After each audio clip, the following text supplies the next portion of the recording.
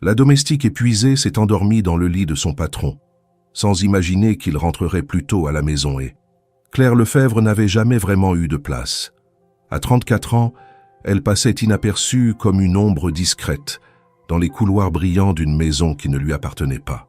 Depuis 7 ans, elle nettoyait, astiquait, rangeait et réorganisait la grande demeure de Guillaume Lefebvre, un millionnaire à la fois respecté et inconnu que l'on disait discret, presque fantomatique. Il voyageait sans cesse, vivait entre 2 avions, 2 villes, 2 réunions d'affaires. Claire, elle, vivait entre 3 emplois, 2 heures de sommeil et une fatigue si profonde qu'elle était devenue une seconde peau. Le matin, elle faisait des ménages dans un petit hôtel du quartier latin. L'après-midi, elle s'occupait d'une dame âgée dans le 15e arrondissement. Et le soir, elle traversait Paris en silence pour venir ici, dans cette maison qui n'avait d'âme que dans les objets qu'elle contenait. Pourtant, parmi toutes ses obligations, c'était cette demeure qui lui offrait le plus de silence, de répit, d'oubli. Le marbre froid des escaliers, les rideaux lourds qui tamisaient la lumière, la bibliothèque silencieuse, tout ici parlait d'absence et de solitude. Et c'était cela, paradoxalement, qui la réconfortait. Guillaume n'était jamais là. Elle n'avait échangé que quelques phrases avec lui en 7 ans. Des instructions brèves, données à distance. Il laissait des notes, des messages vocaux ou passait par son assistant. Elle savait à peine à quoi il ressemblait. Une silhouette haute, élégante, des cheveux sombres, des yeux que l'on ne croisait pas. Un homme qui disparaissait avant même d'être vu. Ce vendredi-là, pourtant, quelque chose changea. Le jour avait été long, la nuit précédente presque inexistante. Claire avait à peine mangé. Son corps, usé par les années de travail sans répit, réclamait une pause. En entrant dans la chambre de Guillaume, pour y passer l'aspirateur, elle s'était assise un instant sur le bord du lit. Un lit immense, impeccable, presque trop parfait pour être humain. Juste quelques minutes, pensait-elle. Juste fermer les yeux. Mais ce ne fut pas quelques minutes. Ce fut 1 heure, peut-être 2. Son corps s'alourdit, sa respiration ralentit, et Claire s'endormit profondément. Là, dans les draps blancs du maître de maison, bercée par un silence qu'elle n'avait jamais pu s'offrir. Elle ne rêva même pas. Elle disparut simplement dans un sommeil dense, inévitable. Elle ne sut jamais vraiment ce qui l'avait poussée à s'allonger là, sans réfléchir. Peut-être ce besoin d'exister quelque part, d'occuper un espace, même brièvement, qui ne soit pas destiné aux autres. De ressentir pour une fois le confort, la chaleur, le droit de se laisser aller. Ce n'était pas un acte de révolte ni une erreur volontaire, c'était un effondrement discret, presque digne. Et dans cette maison vide, à cette heure précise, personne ne pouvait la juger. Personne ne devait rentrer. Guillaume était en déplacement, comme toujours. Il n'y avait pas de raison pour que ce moment si fragile soit interrompu. Mais le destin, parfois, s'infiltre dans les silences les plus profonds. Il bouscule les certitudes, bouleverse les routines millimétrées. Ce que Claire ignorait, c'est que ce soir-là, l'avion de Genève avait atterri plus tôt que prévu, que Guillaume avait décidé, sur un simple coup de tête, de rentrer chez lui. Pour la première fois depuis des années, il avait changé ses plans. Et cette décision allait tout faire basculer. Le bruit sec de la clé tournant dans la serrure résonna dans l'entrée silencieuse comme une détonation inattendue. Il était exactement 18h43. Le mécanisme, d'ordinaire bien huilé, semblait protester contre ce retour inhabituel. Guillaume Lefebvre poussa la porte avec lenteur, son manteau encore humide sur les épaules. Il n'avait prévenu personne, pas même son assistant, de son retour anticipé de Genève. Une décision spontanée, presque irréfléchie, motivée par une lassitude inhabituelle pour un homme aussi méthodique. Quelque chose l'avait troublé au cours de cette dernière réunion, une impression d'irréalité dans les visages trop polis, les sourires figés autour de la table. Il avait ressenti un vide qu'il ne parvenait plus à ignorer. Alors, sans consulter son agenda, il avait quitté le bâtiment, pris le prochain vol et traversé Paris sous une pluie fine et persistante. Il referma la porte derrière lui sans bruit, déposa son attaché-case au pied de l'escalier et balaya du regard l'intérieur de la maison. Tout semblait en ordre, comme toujours. L'air sentait encore légèrement le produit nettoyant. Les rideaux étaient tirés, les lumières tamisées. Guillaume n'avait jamais aimé la lumière crue. Il avança sans précipitation, retirant ses gants avec soin, puis monta les marches, le pas feutré. Arrivé à l'étage, il entendit un bruit infime, Un froissement de tissu peut-être, ou un souffle plus profond que les autres. Il fronça les sourcils. Il savait que Claire passait le soir, mais elle partait toujours avant son retour. Elle évitait les horaires où il pouvait croiser son regard.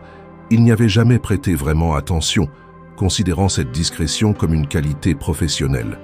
Mais ce soir, il y avait quelque chose de différent. Il s'arrêta devant la porte de sa chambre, légèrement entrebâillée. Il n'avait jamais laissé cette porte ouverte. Il la poussa lentement. La scène qu'il découvrit lui coupa le souffle. Au milieu de la chambre, dans son propre lit, Claire dormait profondément. Les draps, d'ordinaire tendus au millimètre, étaient légèrement froissés. Sa tête reposait sur l'oreiller, comme si elle y avait toujours eu sa place. Ses traits, d'habitude tirés, marqués par la fatigue, paraissaient apaisés, presque doux. Elle respirait lentement, le visage tourné vers la fenêtre, les cheveux en désordre, une mèche collée à sa joue. Elle ne portait pas son uniforme habituel, mais un simple pull gris trop grand, un pantalon de coton noir. Elle n'était plus la domestique invisible. Elle était une femme endormie, fragile, profondément humaine. Guillaume ne bougea pas. Il resta figé sur le seuil, les yeux rivés sur cette image qu'il ne comprenait pas. Une partie de lui aurait dû se fâcher, la réveiller immédiatement, exiger des explications. Mais il ne fit rien. Il était surpris, certes. Mais au fond, il ressentait autre chose. Une forme de trouble, un sentiment ancien qu'il ne reconnaissait pas tout à fait. Ce n'était pas de la colère, ni de la gêne. C'était plus subtil, comme une faille dans la routine, une brèche dans l'isolement qu'il s'était imposé. Il recula légèrement, referma doucement la porte sans bruit, puis descendit à la cuisine. Il s'assit sur l'un des tabourets de l'îlot central et resta là, les mains jointes, regardant le vide. Dans sa tête, une multitude de pensées s'entrechoquaient, mais aucune ne trouvait la sortie. Il repensait à Claire, à toutes les fois où il l'avait vue sans la voir, à son visage, dont il ne se rappelait pas les détails, à ses gestes discrets, toujours à l'arrière-plan.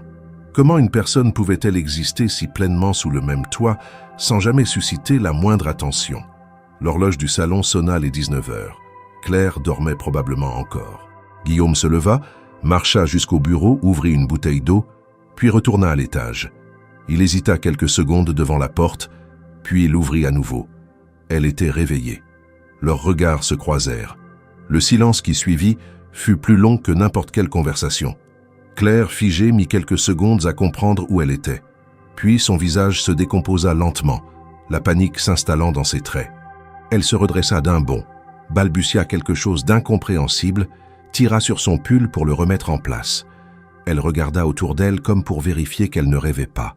Mais non, elle était bien là, dans le lit de son employeur, devant lui, attrapée au cœur d'un moment qu'elle n'aurait jamais cru possible. « Monsieur Lefebvre, je suis désolée.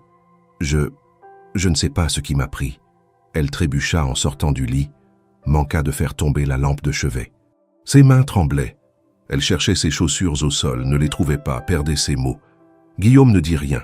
Il la regardait toujours, sans colère, mais avec une attention qu'elle ne lui avait jamais vue, comme s'il la découvrait pour la première fois. Une intensité étrange dans ses yeux, un calme presque dérangeant. « Ce n'est pas... Je ne voulais pas... Je suis tombée de fatigue. Je vais partir, maintenant. » Elle attrapa son sac, recula vers la porte, puis se tourna pour fuir. En se retournant, son coude heurta un carnet posé sur la table près du lit. Le carnet chuta au sol, s'ouvrit sur une page au hasard. Un petit papier s'en échappa et glissa jusqu'aux pieds de Guillaume. Claire s'arrêta net. Guillaume se pencha, ramassa le papier. C'était une feuille jaunie, griffonnée à la main. Il lut en silence. Claire sentit son cœur se serrer. Elle se souvenait très bien de ce mot. Elle l'avait écrit des années auparavant, un soir de solitude profonde. Un texte intime, presque une prière silencieuse. Elle l'avait glissé dans ce carnet par automatisme, persuadée qu'il ne serait jamais lu. Il leva les yeux vers elle. Il ne parlait toujours pas. Elle sentit ses jambes fléchir, le monde vaciller. Puis, sans dire un mot, elle tourna les talons et s'enfuit en courant dans l'escalier, laissant derrière elle son sac, ses chaussures et une part d'elle-même qu'elle ne pourrait jamais récupérer. Guillaume resta là, debout, tenant le papier entre les doigts. Ce n'étaient pas seulement les mots qu'il avait lus qui l'avaient figé. C'était la voix qu'il y avait entendue, la sienne. Les escaliers grinçaient sous les pas précipités de Claire. Elle fuyait sans se retourner, traversant le couloir comme une ombre traquée. Le souffle court, les joues brûlantes. Elle se sentait nue, démasquée, trahie par sa propre faiblesse. Elle atteignit le rez-de-chaussée en trébuchant, ouvrit la porte d'entrée à la volée et disparut dans la nuit humide sans même penser à récupérer ses affaires restées dans la chambre. Le froid mordit aussitôt ses bras nus, mais elle n'y prêta aucune attention. Ce n'était pas la température qui la glaçait, mais ce qui venait de se produire. Guillaume Lefebvre, son employeur, l'avait trouvée endormie dans son lit. Pire encore, il avait lu ce billet. Ce petit bout de papier qu'elle croyait à jamais oublié, écrit une nuit d'hiver où elle n'avait plus la force de lutter contre cette sensation constante d'invisibilité. Elle se souvenait de chaque mot, chaque phrase, chaque virgule. Elle y avait déversé sa solitude, son sentiment d'effacement, cette impression d'être transparente au monde entier. Le papier était vieux, jauni, une lettre à personne qu'elle n'avait jamais destinée à quelqu'un. Une confession silencieuse, enfouie entre les pages d'un vieux carnet qu'elle utilisait autrefois pour noter les courses, les listes de produits, les tâches à faire. Elle ne savait même pas pourquoi elle l'avait gardé. Le visage de Guillaume lui revenait en mémoire.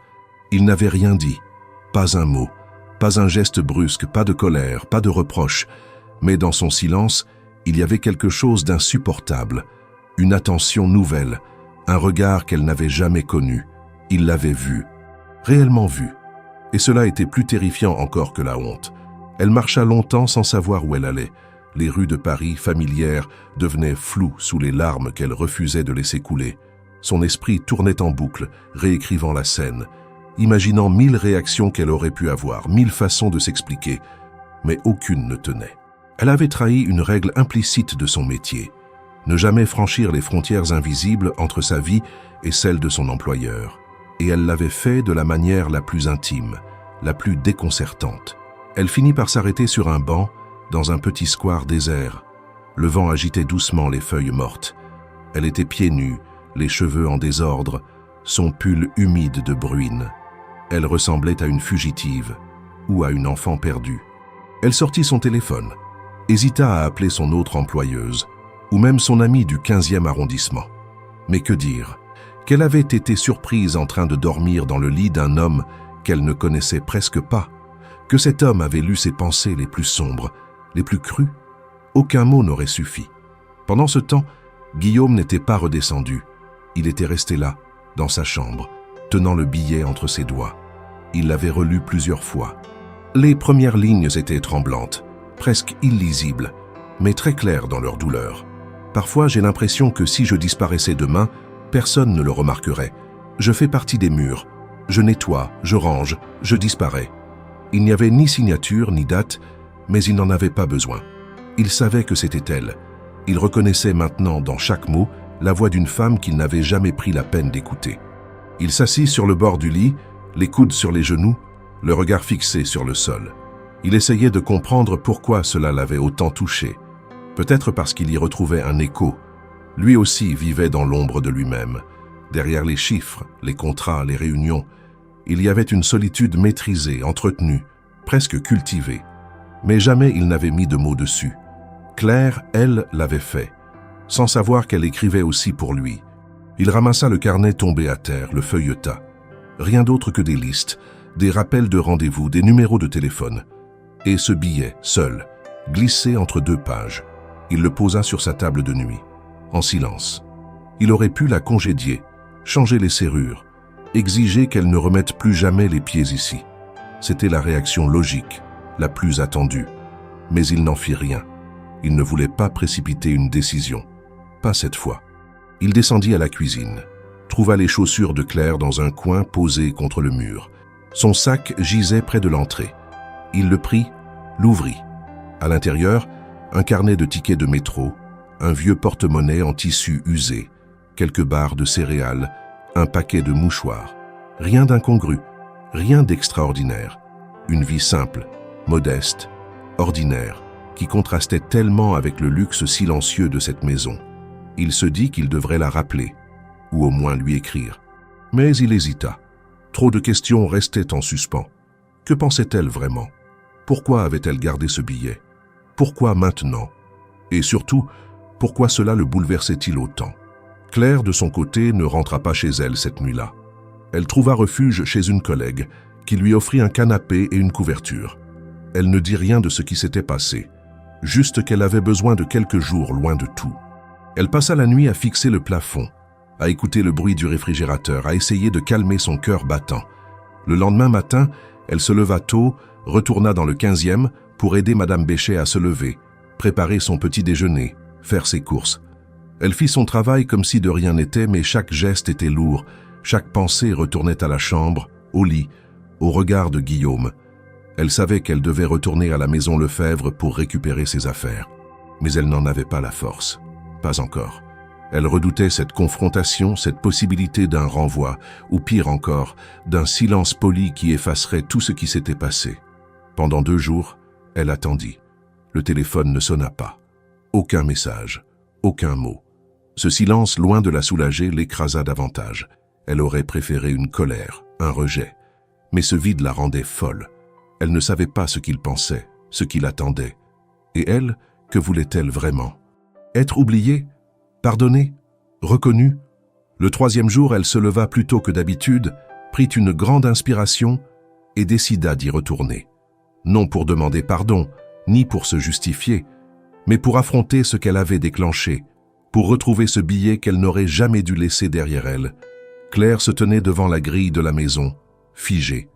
Il était un peu plus de 8 heures du matin, un jeudi gris et froid. Le genre de matin qui rend tout plus lourd, plus lent, plus hésitant. Elle était arrivée 20 minutes plus tôt, mais n'avait pas encore osé appuyer sur l'interphone. Une voiture passa, le bruit de ses pneus humides couvrit un instant le silence. Claire, les doigts glacés, respirait lentement, comme pour se convaincre de ne pas tourner les talons et disparaître. Depuis cette nuit brutale où tout avait basculé, elle avait imaginé 1000 versions de ce qui allait se passer. Une lettre de renvoi, une confrontation froide, une humiliation silencieuse ou pire, l'indifférence. Elle avait dormi peu, mangé encore moins, et chaque minute passée loin de cette maison l'avait rendue plus incertaine de ce qu'elle devait faire. Mais aujourd'hui, elle ne pouvait plus attendre. Elle devait reprendre ses affaires, dire quelque chose, n'importe quoi, et affronter ce qu'elle avait provoqué. Ce n'était pas une question de travail ou de statut, c'était une question de dignité. Elle appuya finalement sur le bouton de l'interphone. Un court silence, puis un grésillement sec. « Oui » fit une voix qu'elle ne reconnut pas tout de suite. Elle hésita, puis répondit, la voix plus rauque qu'elle ne l'aurait voulu. « C'est clair, je viens récupérer mes affaires. Je ne resterai pas. » Un clic métallique lui répondit. Le portail se déverrouilla. Elle entra, traversa l'allée de gravier, chaque pas résonnant comme un écho de son propre trouble. La porte d'entrée était entr'ouverte. Elle la poussa. Guillaume Lefebvre l'attendait dans le vestibule. Il était vêtu simplement comme rarement. Un pull noir, un pantalon gris. Pas de veste, pas de montre. Juste lui, debout, les mains croisées devant lui, le regard calme, opaque. « Bonjour Claire, dit-il. » Elle s'arrêta net, surprise d'entendre son prénom. Ce fut la première fois, en 7 ans, qu'il l'appelait ainsi. Pas madame, pas vous, pas la femme de ménage. Juste Claire. Elle répondit d'un souffle. « Bonjour, monsieur Lefebvre. » Il fit un geste lent vers le salon. « Je préférerais que vous entriez quelques instants.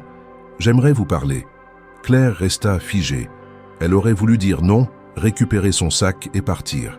Mais quelque chose dans la voix de Guillaume, dans sa posture, l'empêchait de fuir.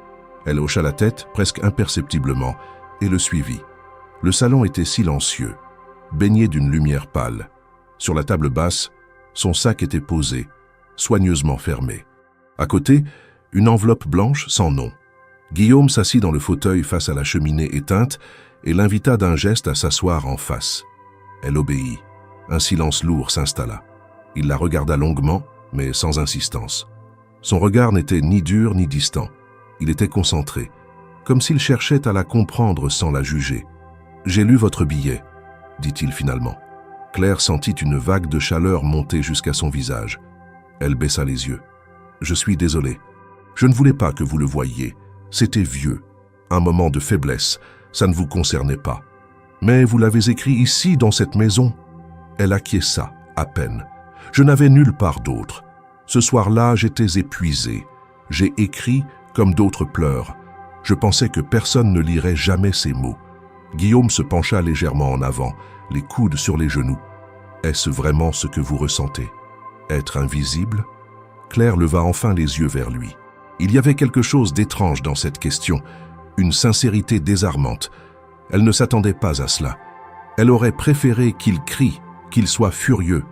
Cette douceur inattendue la mettait encore plus mal à l'aise. « Oui, dit-elle, la plupart du temps. Ce n'est pas vous, c'est tout. Le travail, la ville, les gens. J'ai l'impression de ne pas exister autrement que par ce que je fais pour les autres. » Guillaume hocha lentement la tête. Il ne la contredisait pas. Il ne cherchait pas à la rassurer. Il écoutait. « Et dans mon lit ?» demanda-t-il sans agressivité. Claire serra les mains sur ses genoux. Ce n'était pas prémédité. Je ne suis pas montée pour dormir là. J'étais venue passer l'aspirateur comme tous les soirs, et je me suis assise, juste un instant, puis plus rien. Je me suis endormie. Ce n'était pas par irrespect, c'était une faille. Mon corps a lâché. Il ne répondit pas tout de suite. Puis, dans un murmure presque absent, il dit « Vous n'avez pas volé un lit, Claire. Vous avez juste cessé de tenir debout. Il n'y a pas de crime là-dedans. » Elle sentit un poids étrange quitter ses épaules. Ce n'était pas du pardon. Ce n'était pas un effacement de ce qui s'était passé. C'était une reconnaissance. Un regard porté sur elle, sur sa fatigue, sur sa présence. Une chose si rare qu'elle ne savait pas comment la recevoir. Guillaume se leva, fit quelques pas jusqu'à la fenêtre, puis se retourna. « J'ai pensé à vous renvoyer, c'était la solution la plus simple, mais je ne le veux pas, parce que pour la première fois, quelqu'un ici m'a dit la vérité. Et ce n'était pas par les mots, mais par ce silence, ce sommeil, ce billet. Ce n'est pas rien, Claire. » Elle le regardait, interdite. « Je ne sais pas ce que je dois faire, monsieur Lefebvre. Je ne vous demande rien pour l'instant. Rentrez chez vous, reposez-vous. Revenez quand vous voudrez, ou ne revenez pas. Mais sachez que vous n'êtes pas invisible. Pas ici. » Il posa la main sur l'enveloppe. « C'est votre billet. Je n'ai pas le droit de le garder. » Elle le prit, les doigts tremblants. « Merci, dit-elle, d'une voix à peine audible. » Il hocha la tête, puis sortit sans un mot. Claire resta seule dans le salon, la main serrant le papier. Elle comprenait peu ce qui venait de se passer. Rien n'était résolu, rien n'était terminé. Mais quelque chose avait commencé. Lentement, sans bruit. Une fissure dans le silence, un espace. Elle reprit son sac, sortit dans la lumière grise du matin. Elle ne savait pas encore si elle reviendrait. Mais pour la première fois depuis longtemps, elle marchait sans fuir. Le jeudi suivant, Claire était de retour dans la maison de l'avenue Victor Hugo.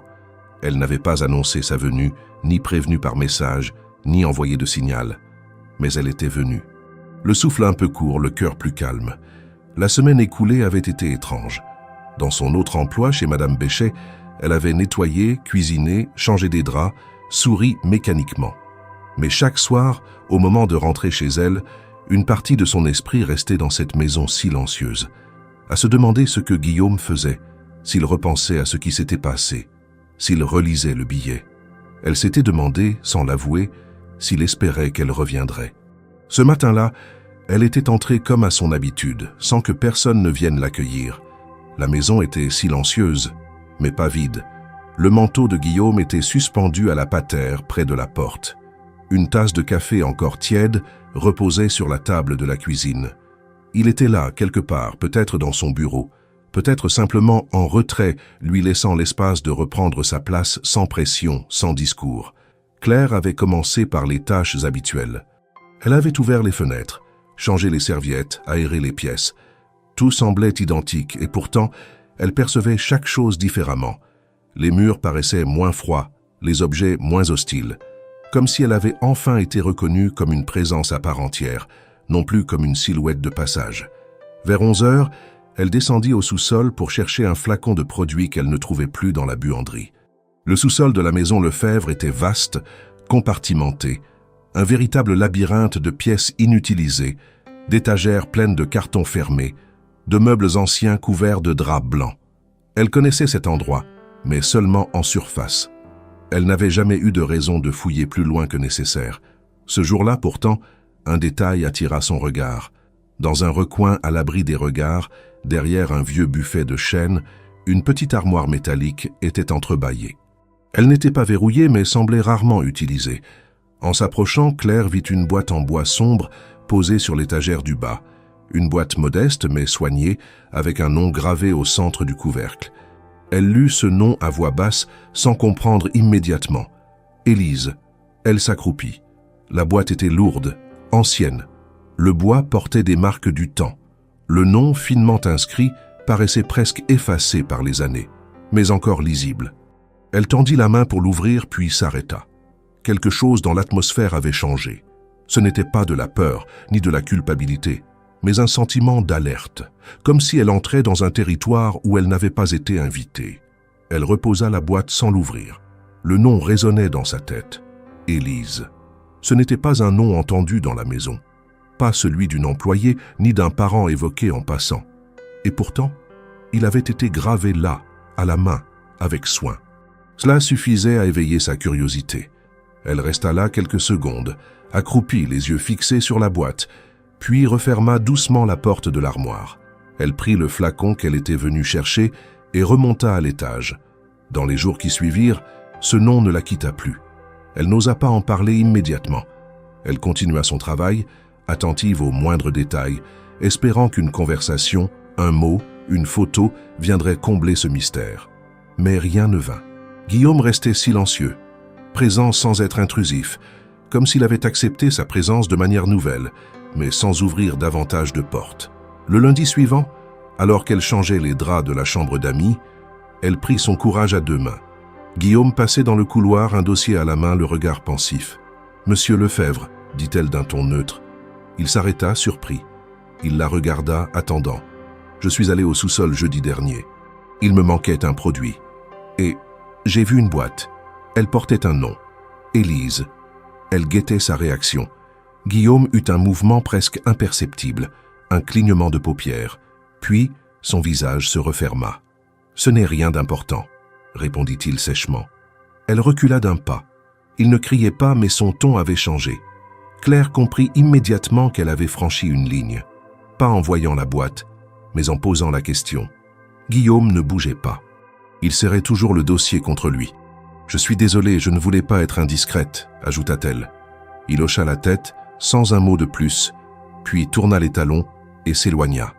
Ce fut la fin de la conversation, mais pas de l'histoire. Ce changement d'attitude, ce brusque repli, confirma à Claire que ce nom n'était pas anodin. Il déclenchait chez Guillaume une réaction que rien d'autre n'avait jamais provoquée. Pas même son billet, pas même son intrusion dans la chambre. Il y avait derrière ce nom une faille, quelque chose de profond, de douloureux, de soigneusement enterré. Et cette boîte au sous-sol n'était pas oubliée, elle était cachée. Le soir même, Claire rentra chez elle avec une sensation étrange. Elle repensait à la boîte, à la gravure, à la réaction de Guillaume. Elle sentit qu'elle venait de frôler un passé qu'il avait tout fait pour effacer. Et malgré elle, elle voulait en savoir plus.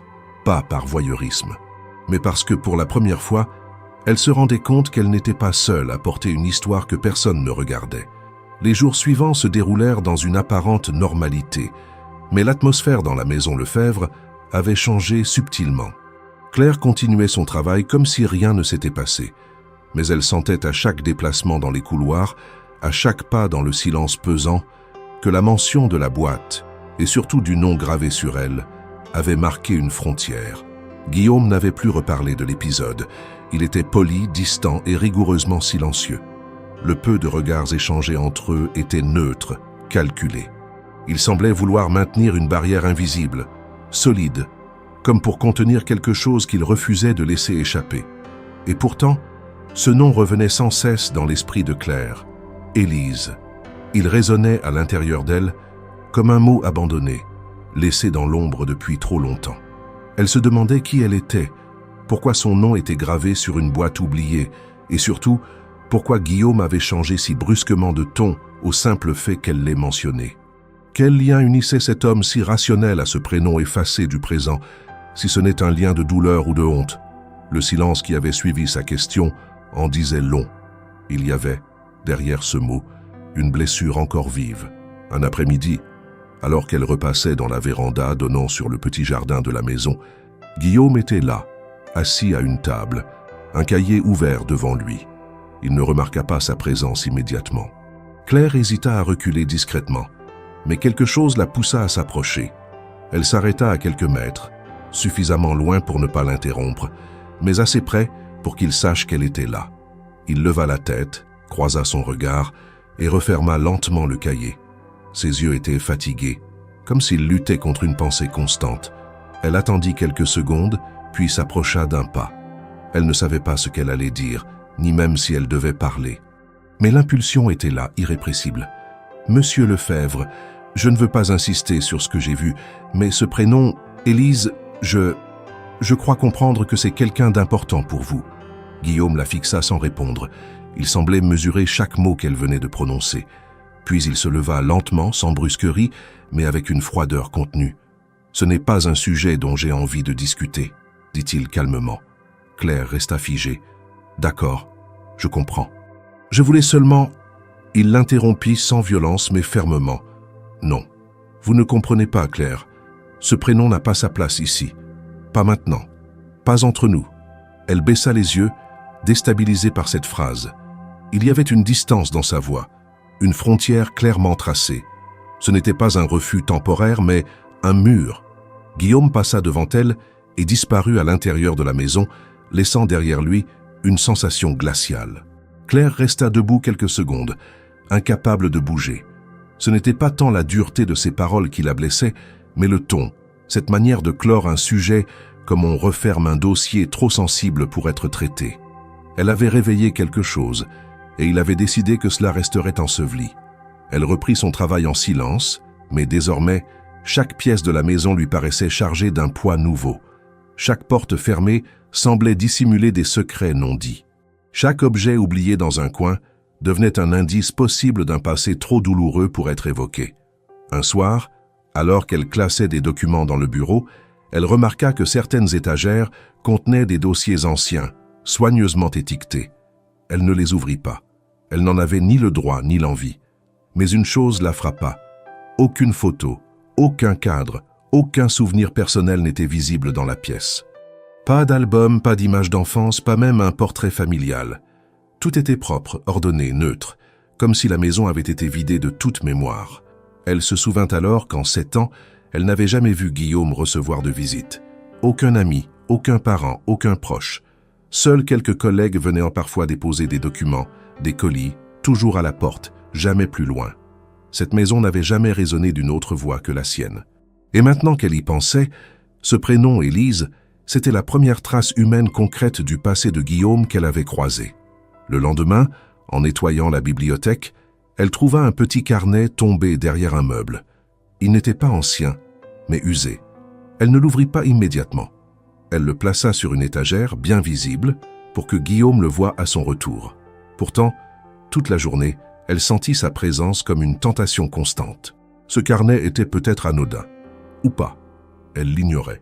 Mais l'idée que ce prénom Élise ait pu figurer quelque part entre ces pages la hantait. Guillaume ne dit rien lorsqu'il vit le carnet replacé sur l'étagère. Il le prit, le glissa dans un tiroir sans un mot. Claire observa ce geste, simple en apparence mais chargé de contrôle. Il maîtrisait chaque détail de ce qu'il voulait montrer ou cacher. Les jours continuèrent, lourds, rythmés par les silences, par les gestes mécaniques. Claire ne tenta plus de revenir sur le sujet. Elle respectait la barrière, même si elle la sentait peser de plus en plus. Ce n'était pas la curiosité qui la rongeait, mais l'intuition que ce nom expliquait bien des choses. La solitude de Guillaume, son besoin de distance, sa manière d'éviter toute attache émotionnelle. Elle aurait voulu en savoir plus. Pas pour se mêler de ce qui ne la regardait pas, mais parce qu'elle sentait qu'au cœur de ce silence se trouvait la clé d'un lien possible entre eux. Ce lien qu'elle n'aurait jamais pensé exister un jour, mais qui, lentement, prenait forme à travers ce qu'il ne disait pas. Et ce prénom Élise en devenait le centre. Mais Guillaume avait parlé. Et Claire avait compris. Pour l'instant, Élise devait rester un nom interdit. Le vent d'octobre soufflait fort ce matin-là sur les toits de Paris, secouant les volets de la maison Lefebvre. À l'intérieur, la routine se poursuivait dans un calme presque mécanique. Claire, comme chaque jour depuis son retour définitif, poursuivait ses tâches sans poser de questions. Guillaume restait réservé, distant mais courtois, et tous deux évoluaient désormais dans une forme d'équilibre fragile, un contrat tacite bâti sur le respect mutuel d'un silence soigneusement entretenu. Pourtant, cet équilibre déjà ténu allait être mis à mal par un simple geste, un détail imprévu, une coïncidence dont Claire n'avait pas anticipé les conséquences. Ce jour-là, elle avait entrepris de vider les armoires du petit bureau secondaire, situé au fond du couloir du premier étage. C'était une pièce rarement utilisée, que Guillaume ne fréquentait que pour entreposer des documents anciens ou du matériel dont il ne se servait plus. Les étagères étaient poussiéreuses, les classeurs marqués par les années. Claire s'était armée d'un chiffon humide et d'un sac poubelle, prête à trier méthodiquement chaque recoin. En ouvrant un des tiroirs inférieurs d'un meuble en bois clair, elle trouva un tas désorganisé de papiers jaunis, d'enveloppes ouvertes, de feuillets pliés et froissés. La plupart portèrent des traces de moisissure ou de décoloration, comme s'ils avaient été oubliés là depuis des années. Elle les empila dans le sac noir, un par un sans les lire. C'était du tri, rien de plus, mais alors qu'elle atteignait le fond du tiroir, un petit paquet de lettres, attaché par un ruban autrefois bleu devenu gris, retint son attention. Contrairement aux autres documents, celle-ci était soigneusement rangée, alignée, protégée. Le contraste était frappant. Claire hésita un instant. Elle savait qu'elle ne devait pas fouiller. Ce n'était pas son rôle. Mais la main lui échappa. Elle prit le paquet, le posa sur la table, détacha le ruban. Le papier était épais, la calligraphie régulière, presque élégante. L'écriture n'était pas celle de Guillaume, elle en était sûre. Mais toutes les lettres étaient adressées à la même personne. Élise, ce prénom. Encore lui, gravé sur une boîte oubliée, interdit dans une conversation, rejeté sans appel. Et maintenant, inscrit sur une série de lettres soigneusement conservées, mais non envoyées. Claire en ouvrit une, puis une deuxième, puis une troisième. À chaque mot, une voix prenait forme, celle d'un homme qui écrivait sans attendre de réponse, un homme qui parlait à une absence. « Élise, je t'écris sans savoir où ces mots iront, peut-être nulle part, peut-être qu'ils resteront enfermés dans ce tiroir pour toujours, mais je n'arrive pas à me taire. » Les lettres n'étaient ni datées ni signées, mais leur contenu ne laissait aucun doute. Guillaume était l'auteur, et Élise, la destinataire invisible. Il y avait là une douleur, un aveu, une recherche de pardon. Des phrases répétées, comme des prières silencieuses. « Je n'ai pas su te comprendre. J'aurais dû être là. Ton silence est plus cruel que ton absence. » À mesure que Claire lisait, le visage de Guillaume se recomposait. Ce n'était plus l'homme froid et rigide qu'elle avait toujours connu. C'était un frère en deuil, un homme hanté par ce qu'il n'avait pas pu réparer. Elle replaça les lettres dans leur ordre initial, retira ses gants et s'assit un moment, les mains posées sur ses genoux. Elle se sentait intruse, coupable, mais aussi étrangement proche de cette douleur. Ce qu'elle lisait dans ces lignes, c'était une solitude plus ancienne, plus profonde que la sienne, une solitude héritée d'un abandon, ou peut-être d'une disparition. Elle n'en parla pas ce jour-là.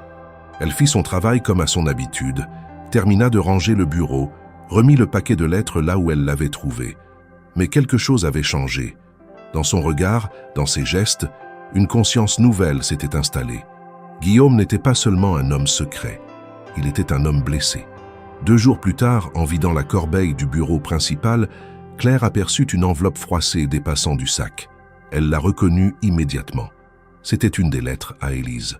Le papier portait encore l'odeur du bois ancien, une encre légèrement estompée. Elle ouvrit doucement le sac, fouilla un peu plus.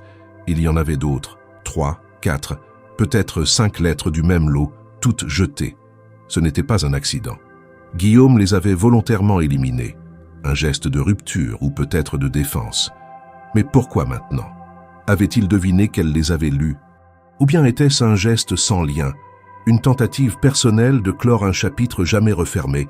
Claire hésita longuement, puis prit les lettres, les plia discrètement et les glissa dans la poche intérieure de son manteau. Ce n'était pas de la curiosité mal placée. C'était un besoin de protéger quelque chose qu'elle sentait en péril. Ces lettres, aussi silencieuses soient-elles, étaient un fragment de vérité. Elle ne pouvait pas les voir disparaître. Elle rentra chez elle ce soir-là avec un poids nouveau dans la poitrine. Elle relut les lettres encore et encore, cherchant à comprendre ce qu'il s'était réellement passé. Ce n'étaient pas des lettres d'amour, C'étaient des lettres de regret, de mémoire, de vide. Il y avait des détails, des souvenirs, une balançoire dans un jardin d'enfance, une robe rouge lors d'un été pluvieux, une dispute jamais réparée. Chaque mot creusait un peu plus l'image d'Élise et de Guillaume. Le lendemain, elle ne dit rien. Elle ne mentionna pas les lettres, ni la corbeille, ni son geste. Mais elle observa. Guillaume semblait plus fatigué que d'habitude. Il parlait peu, son regard fuyait davantage. Il travaillait tard dans la nuit. Les lumières de son bureau restaient allumées longtemps après le départ de Claire. Elle savait que quelque chose bouillonnait sous la surface. Elle se demanda s'il savait qu'elle savait. Et ce doute, ce soupçon de partage involontaire devenait une forme de lien, fragile, inavoué, mais réel. Il faisait lourd ce matin-là, une de ces lourdeurs particulières de fin d'automne, où le ciel bas semble s'écraser sur les toits, rendant chaque respiration plus difficile. Claire était arrivée tôt, comme à son habitude, bien avant l'agitation matinale du quartier. Elle avait pris un soin particulier à ne rien oublier, gants, liste de tâches, clés de la buanderie. Mais sous cette organisation apparente, son esprit était ailleurs. Depuis la découverte des lettres jetées dans la poubelle, depuis la décision de les garder, elle vivait dans un état de tension discret, mais permanent. Elle avait relu chaque mot plusieurs fois. Les phrases de Guillaume résonnaient en boucle dans sa tête, comme si elle l'avait liée à une vérité qu'elle n'aurait jamais dû effleurer. Elle savait qu'elle n'aurait pas dû les emporter. C'était un pas de trop. Mais les voir ainsi jetés, abandonnés, avait réveillé en elle une forme de résistance. Ces mots étaient chargés de douleur, d'humanité, et les laisser finir dans un sac noir parmi les restes de papier administratifs lui semblait insupportable. Elle n'avait pas de plan, pas d'intention.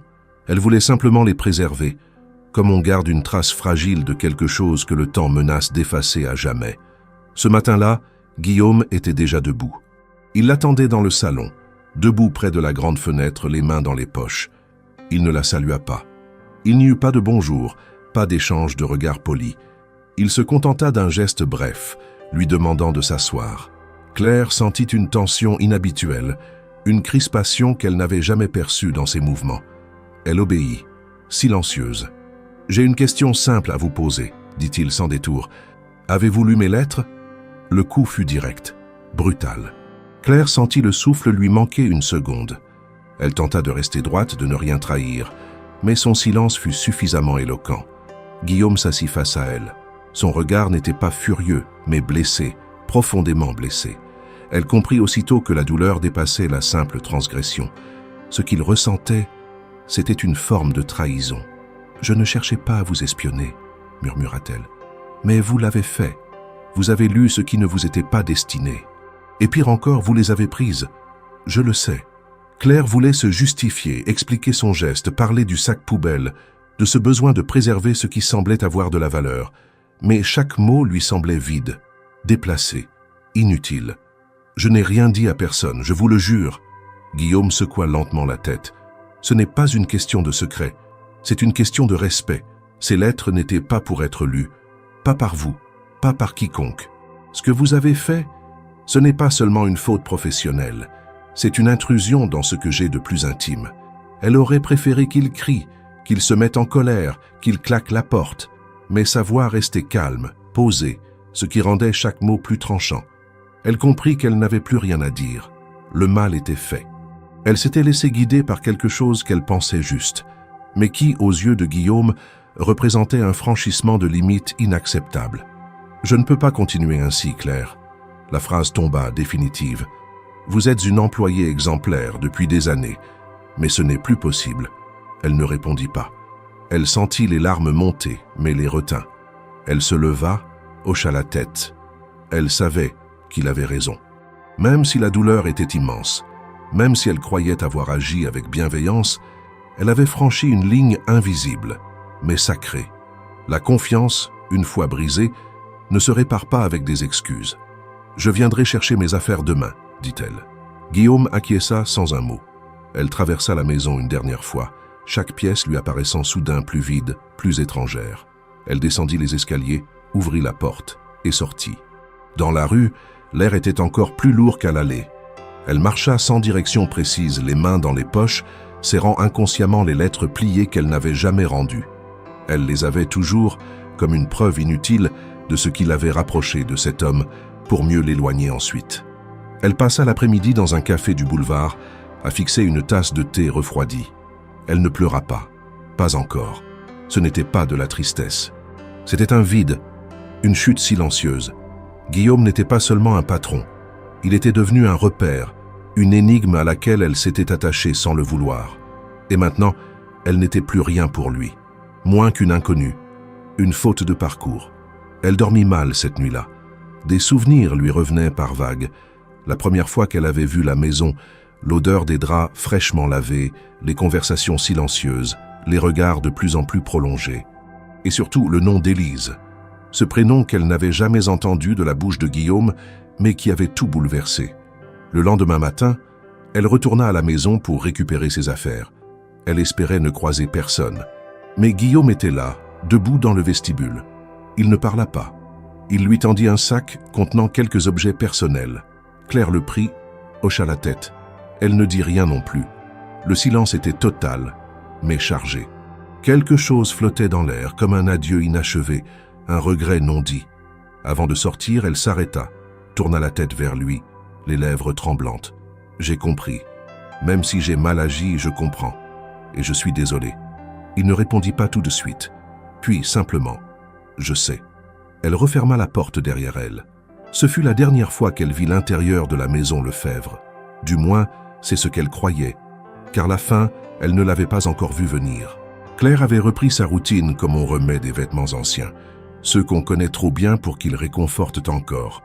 Elle s'était investie davantage dans ses autres emplois, allongeant ses journées pour combler le vide que la maison Lefebvre avait laissé. Elle s'était appliquée à s'éloigner mentalement de ce qu'elle avait vécu là-bas, mais certains détails revenaient, malgré elle, comme des échos persistants. Le silence du grand salon, le claquement discret des portes, les pas feutrés sur le tapis du couloir, et surtout, le regard que Guillaume avait posé sur elle ce dernier matin. Ce regard n'avait rien hurlé, rien supplié, mais il disait tout. Il disait surtout qu'il ne voulait plus rien dire.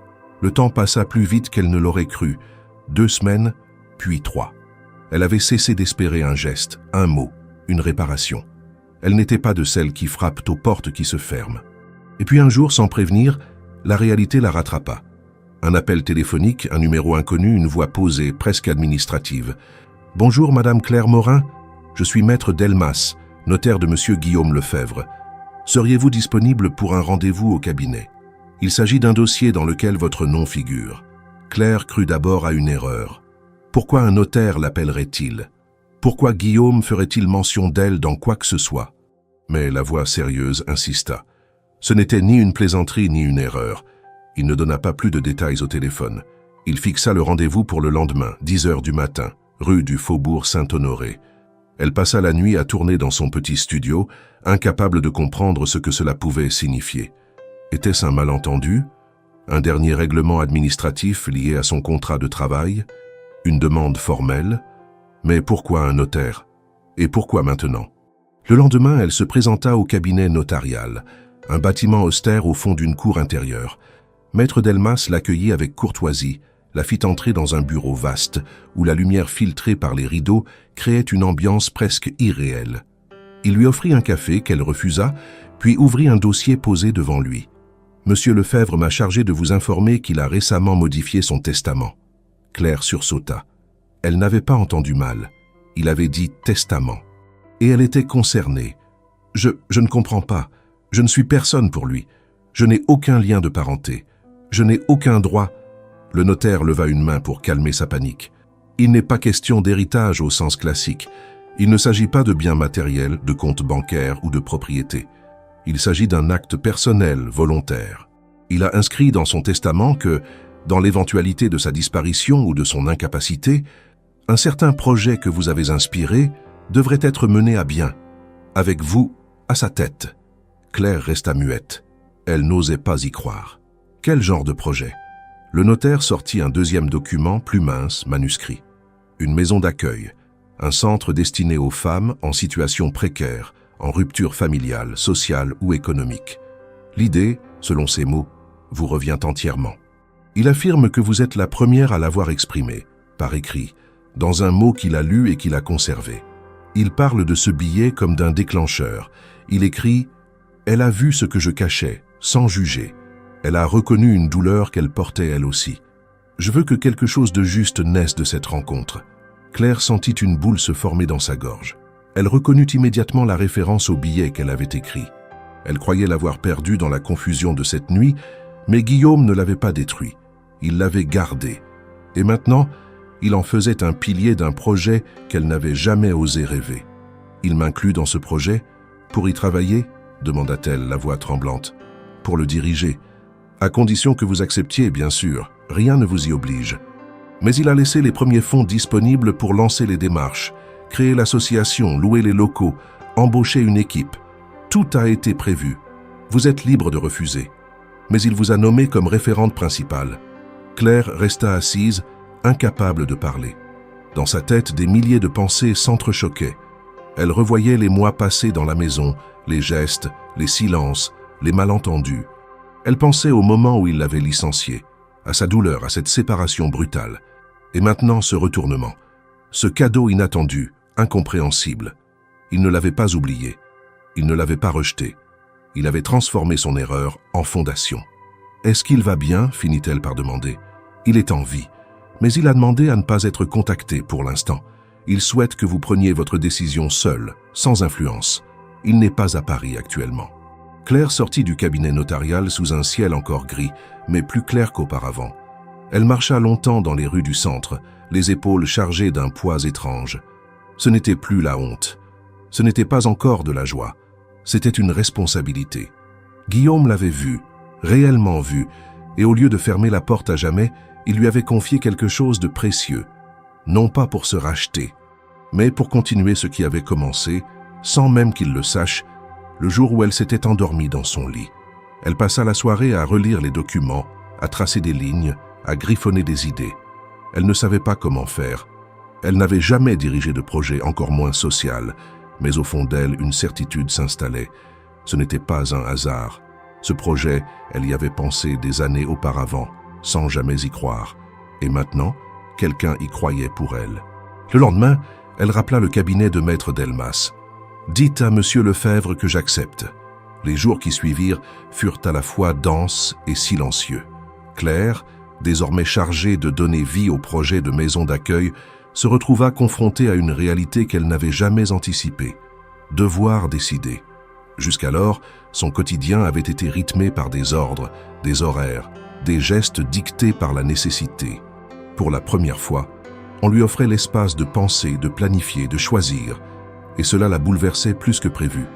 Elle passa ses premières semaines entre réunions administratives, visites de locaux désaffectés, appels téléphoniques, rencontres avec des associations. Elle apprenait en marchant, en tâtonnant, mais chaque pas la rapprochait d'une construction qu'elle sentait juste, viscérale. Un matin, alors qu'elle classait des documents dans son modeste appartement du 11e arrondissement, son téléphone vibra. Un message, court. Aucun nom. Juste une phrase. « Puis-je vous voir ? Guillaume. » Elle resta quelques secondes figée. Son cœur accéléra. Ses pensées devinrent bruyantes. Il avait rompu le silence. Après tout ce temps, après la brutalité de leur dernière conversation, il reprenait contact. Elle répondit simplement « Oui ». Un lieu, une heure furent convenus. Ce serait dans un café discret près du jardin du Luxembourg, le lendemain à 15 heures. Lorsqu'elle arriva, il était déjà là, assis dans un coin, dos au mur comme toujours. Pas de costume, pas de masque. Il portait un pull bleu nuit, une écharpe sobre, les traits marqués mais apaisés. Lorsqu'il la vit, il se leva doucement, comme s'il craignait de troubler l'équilibre du moment. Elle s'assit en face de lui et un silence s'installa, dense mais moins hostile que les précédents. « Merci d'être venu, dit-il enfin. » Elle hocha la tête. « Je n'ai jamais su vous remercier, reprit-il, pas pour ce que vous avez fait pour cette maison, pour moi, ni pour avoir lu ce que je n'ai jamais eu la force de dire à voix haute. » Claire le regardait, attentive. Elle ne voulait pas l'interrompre. « Je n'étais pas prêt, continua-t-il, à ce que vous représentiez, à la manière dont vous avez vu ce que personne d'autre ne regardait. Ce n'était pas de votre faute, c'était moi. » Elle voulait lui dire qu'elle avait compris, que même si elle l'avait mal exprimé, elle avait toujours ressenti que quelque chose en lui était brisé, contenu, incapable de s'exposer. Le projet que vous construisez, j'ai suivi les premières démarches. Delmas m'en a parlé. Vous êtes en train de faire plus que ce que j'avais imaginé. Vous y mettez une clarté que je n'ai jamais su avoir. C'est pourquoi je suis venu aujourd'hui. Elle sentit que ce moment allait basculer. Il n'était pas là simplement pour parler du passé. Il venait pour poser une demande, peut-être un dernier appel. Je voudrais vous demander quelque chose, pas en tant qu'employeur, pas en tant qu'homme blessé, mais comme quelqu'un qui veut finir ce qu'il n'a jamais commencé. Elle acquiesça sans même connaître la question. « Venez avec moi, pas loin, juste quelques jours, dans le village où j'ai grandi, là où tout a commencé, là où Élise a disparu. J'aimerais clore cette histoire, lui parler une dernière fois, à travers vous peut-être, à travers ce silence que vous savez porter. » Claire sentit une boule dans sa gorge. Elle ne s'attendait pas à cela. Une invitation à entrer dans son passé. Non pas en spectatrice, mais en témoin. Il ne lui demandait pas de le sauver ni de le comprendre. Il lui demandait d'être là, présente, à ses côtés. Elle posa doucement ses mains sur la table. « Quand partons-nous » Il sourit. Ce n'était pas un sourire heureux, c'était un relâchement. Un abandon momentané des défenses. Demain matin, j'ai tout organisé. Ils restèrent encore un moment en silence. Le monde autour d'eux continuait de tourner, des clients entraient, des tasses s'entrechoquaient, une radio diffusait un vieux morceau de jazz. Mais rien de cela ne comptait. Ce qui importait, c'était ce qui venait d'être établi entre eux. Une trêve, un passage, une façon de marcher ensemble vers une histoire que lui seul avait portée trop longtemps. Le lendemain, elle le retrouva à la gare Montparnasse. Il avait réservé 2 billets pour une destination qu'elle ne connaissait pas encore. Le train traversa la campagne française sous un ciel pâle. Guillaume parlait peu, mais son regard était plus doux, plus ouvert. Il lui montra les paysages, lui raconta quelques souvenirs d'enfance, l'école du village, une rivière où il pêchait avec son père, la maison familiale, maintenant vide. Lorsqu'ils arrivèrent, le village était presque désert. Des maisons en pierre, des ruelles étroites, une église dont le clocher sonnait l'heure avec un léger décalage. Guillaume marcha lentement, comme s'il reconnaissait les lieux tout en les redécouvrant. Claire restait à côté, sans poser de questions. Ils passèrent la première journée à marcher. Il la mena jusqu'à une clairière en lisière de forêt. « C'est ici que je l'ai vue pour la dernière fois », dit-il doucement. Elle partait toujours seule, des heures entières. Et ce jour-là, elle n'est jamais revenue. Il s'agenouilla, pas pour prier, pas pour supplier, mais pour être au niveau du sol, là où la mémoire et la terre se confondent. Claire se tenait debout, les bras croisés contre elle. Le vent faisait bouger les feuilles. Rien d'extraordinaire. Et pourtant, tout était chargé de ce qui n'avait jamais été dit. Ils restèrent là longtemps. Puis Guillaume se releva. « Merci », murmura-t-il. « Je crois que je peux rentrer maintenant. » Ils quittèrent le village au matin du 3e jour. Le silence entre eux, plus apaisé qu'auparavant, n'était plus celui d'un poids ni d'un malaise, mais d'une reconnaissance tacite. Claire n'avait pas eu besoin de poser de questions. Elle avait compris, dans chaque geste de Guillaume, que cette visite n'était pas anodine ni improvisée. Il lui avait offert une fenêtre sur une partie de lui-même, qu'il avait tenue cachée pendant des années, non pas pour se faire comprendre, mais pour se libérer. Pourtant, ce n'est qu'au retour, dans ce train de fin d'automne, que les mots commencèrent à se délier, doucement, naturellement. Le paysage défilait à la fenêtre, des champs nus, des arbres fatigués et des villages figés dans un calme rural. Claire regardait sans fixer, attentive aux moindres signes que Guillaume pourrait lui donner. Il n'avait rien dit depuis leur départ, mais ses mains, jointes sur ses genoux, tremblaient légèrement. Finalement, ce fut lui qui rompit le silence, sans la regarder. « Je ne vous ai jamais raconté ce qui s'est vraiment passé. » Claire attendit. Elle ne l'interrompit pas. Élise était ma sœur. Elle avait 2 ans de moins que moi. On n'était pas particulièrement proches, enfants. Elle était plus vive, plus libre. Elle ne supportait pas les règles. Elle provoquait, bousculait. Mais elle avait cette lumière. Ce genre de regard qui vous force à vous voir vous-même. Il s'arrêta, inspira profondément. Nos parents l'adoraient, mais elle les mettait à l'épreuve. Adolescente, elle a commencé à changer. Elle s'isolait, parlait moins. J'étais déjà à Paris à la fac, et je voyais ça de loin, trop de loin. Claire ne bougeait pas. Elle devinait la suite, mais elle ne voulait pas la devancer. Un été, je suis rentré. Elle avait 19 ans. Je l'ai trouvée dans un état que je n'ai pas su comprendre. Elle riait trop fort ou restait des heures sans dire un mot. Elle sortait la nuit, dormait le jour. J'ai cru qu'elle exagérait. J'ai cru que c'était une manière d'attirer l'attention. Il tourna la tête vers la fenêtre. Une ombre passa dans ses yeux. On s'est disputé. Je lui ai dit qu'elle devait grandir, se reprendre, arrêter de faire semblant. Elle m'a regardé comme si j'étais un étranger. Elle m'a dit « Tu ne vois rien ». Et elle est partie. Il fit une pause. Claire pouvait presque entendre la résonance de cette phrase dans sa mémoire. Ce fut la dernière fois. Elle n'est jamais revenue. On a fouillé la forêt. On a questionné les voisins. Rien. Pas de lettres. Pas de corps. Juste le vide. Claire ferma les yeux un instant pour accueillir la violence de ce qu'il venait de confier. Ce n'était pas une disparition anodine. C'était une fracture, une absence qui ne cicatrisait pas. J'ai tout fait pour ne pas y penser. Je me suis noyé dans le travail. J'ai acheté cette maison. J'ai mis des murs autour de moi. Et j'ai banni son prénom. Parce que chaque fois que je le prononçais, je me rappelais que je l'avais laissé partir sans comprendre. Il tourna enfin les yeux vers elle. Et puis vous êtes arrivés. Vous étiez déjà là, bien sûr. Mais je veux dire, vous, ce que vous avez écrit, ce que vous avez vu, ce que vous avez lu, ce que vous avez osé me renvoyer. Elle baissa le regard, bouleversée. Elle ne savait pas quoi répondre. Ce n'était pas un remerciement qu'il lui offrait. C'était une mise à nu. Vous m'avez forcé à regarder ce que j'évitais depuis 20 ans. Vous avez donné un nom à quelque chose que je ne savais plus nommer, la solitude. Le train ralentissait. Ils approchèrent de Paris. Guillaume reprit d'une voix plus basse.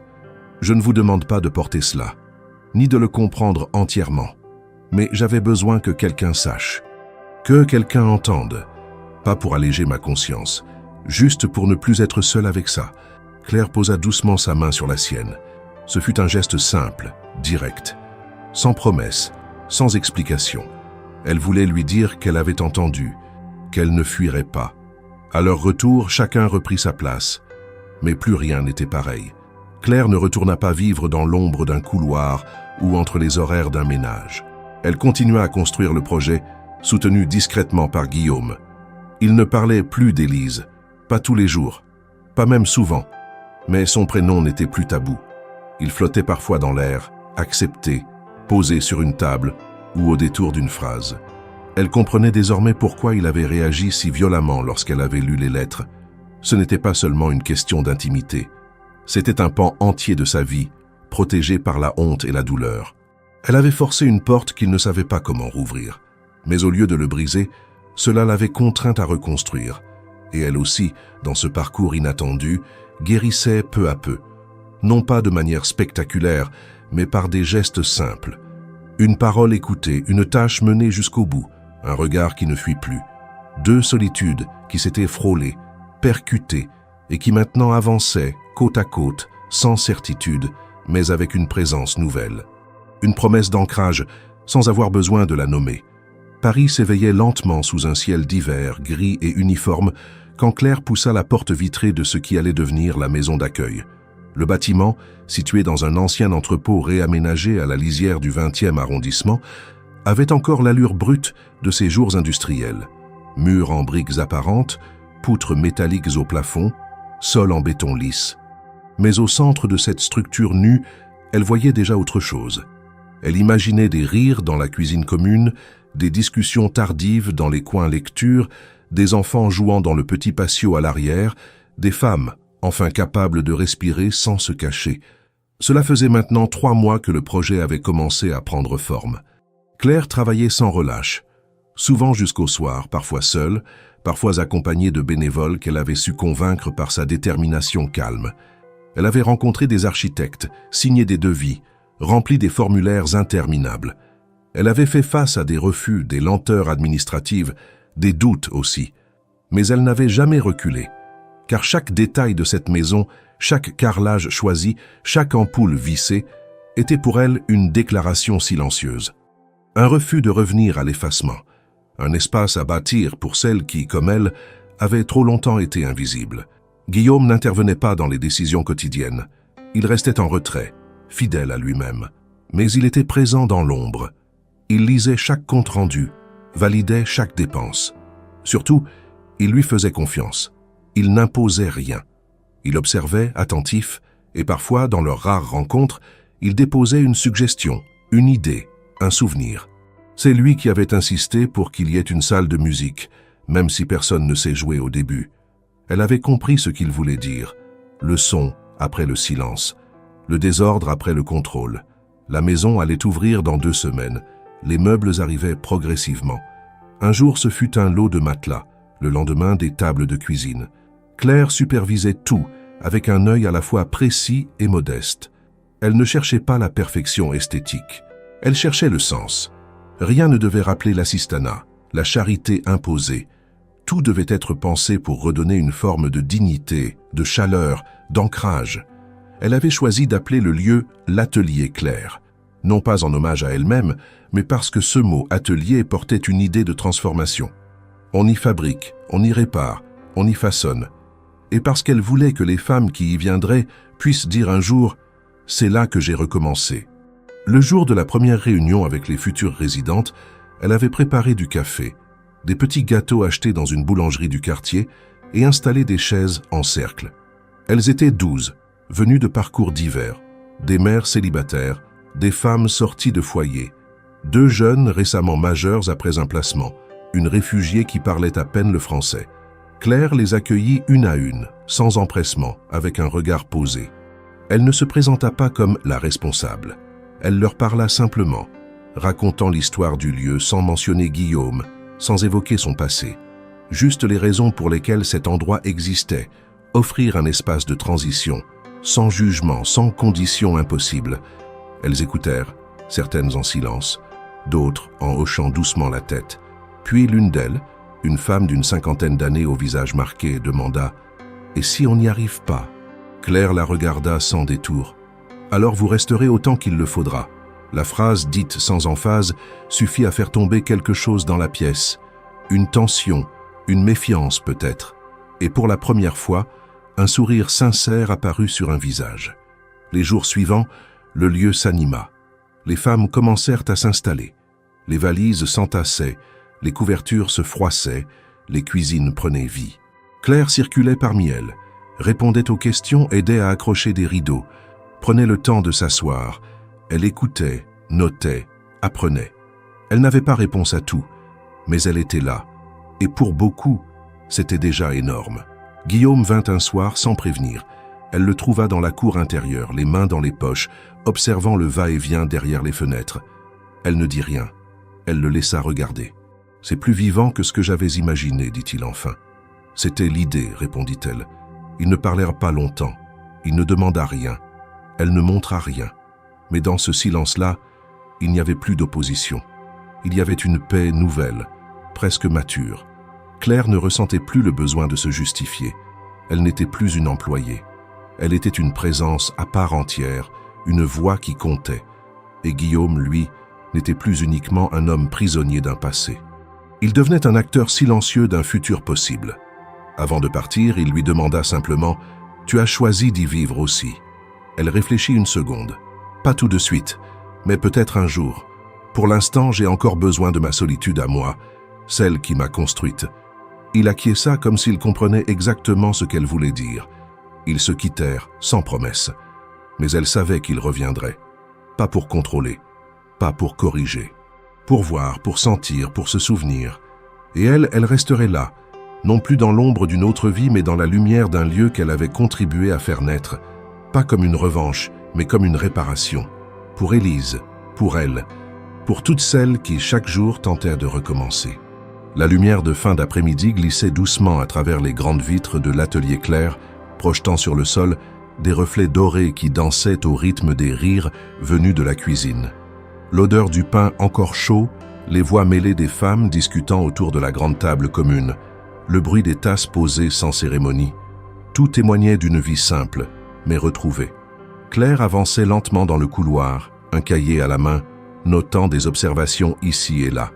Elle salua 2 adolescentes qui sortaient d'un atelier d'écriture, esquissa un sourire à une mère berçant son bébé près d'une fenêtre. Elle connaissait chacune d'elles par leurs prénoms, leurs habitudes, leurs fragilités, leurs élans aussi. Elle ne surveillait pas, elle accompagnait. Elle n'encadrait pas, elle soutenait.